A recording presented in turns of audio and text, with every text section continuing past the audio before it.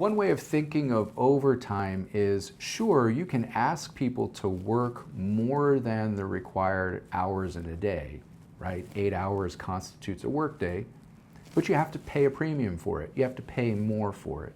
Well, it's the same concept that underlies meal periods and rest periods or rest breaks.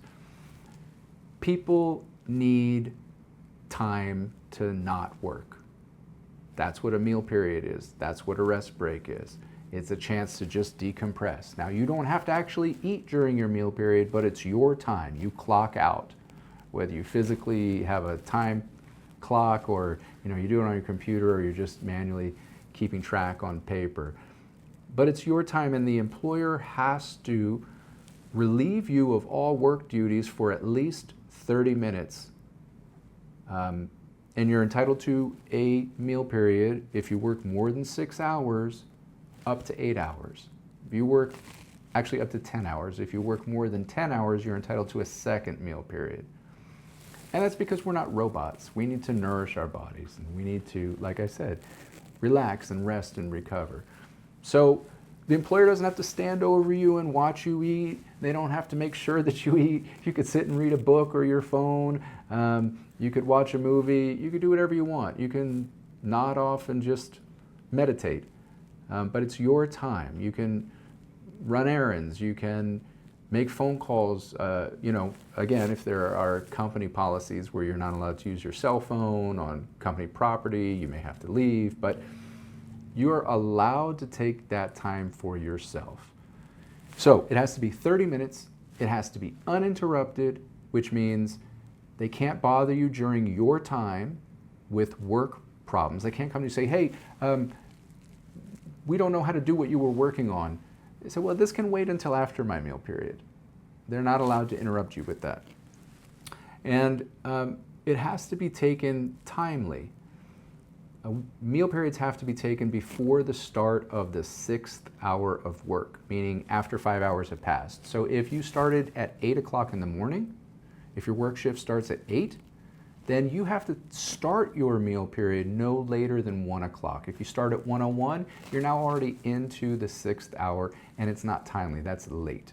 So whenever there's a violation, whether it's a shortened meal period, a late meal period, an interrupted meal period, or you didn't receive a meal period, then you're entitled to 1 hour at your regular rate of pay as a premium wage. It's not a penalty, it's an actual wage, and that's your wage, it's your property right. There is something called a meal period waiver, where if you're going to work more than 10 hours and you're entitled to 2 meal periods, the company can ask and you can consent to waive one of those meals, but you can't waive 2.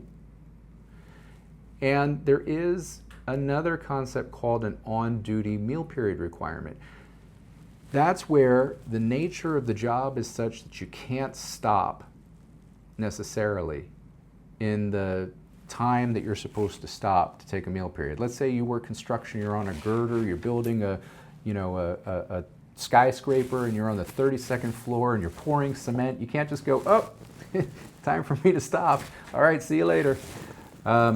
If that's the case, though, not only is it that the nature of the job has to be shown that it's not possible for you to take your meal period, but then you also have to sign a document that tells you that it's revocable at any time in writing, meaning you could rescind that. You could say, no, I want my meal periods.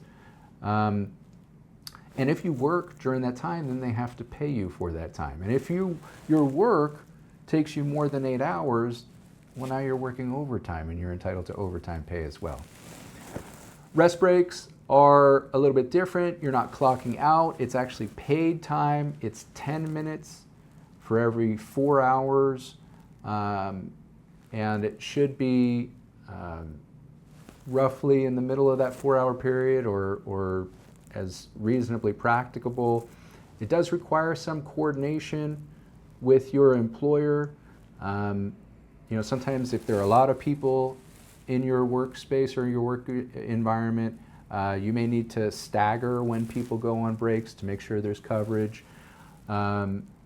but you need to be afforded that. If you work between 3.5 and 6 hours, you're entitled to 1 rest break. You work between 6 and 10 hours, you're entitled to 2 rest breaks. You work between 10 and 14 hours, you're entitled to 3 rest breaks, and so on. And so if you work more than 10 hours, you may be entitled to a 2nd meal break and a 3rd rest break. And a lot of people don't know that and don't get that. So again, as with other claims, make sure you give our office a call to see if you've suffered a violation and may have a claim.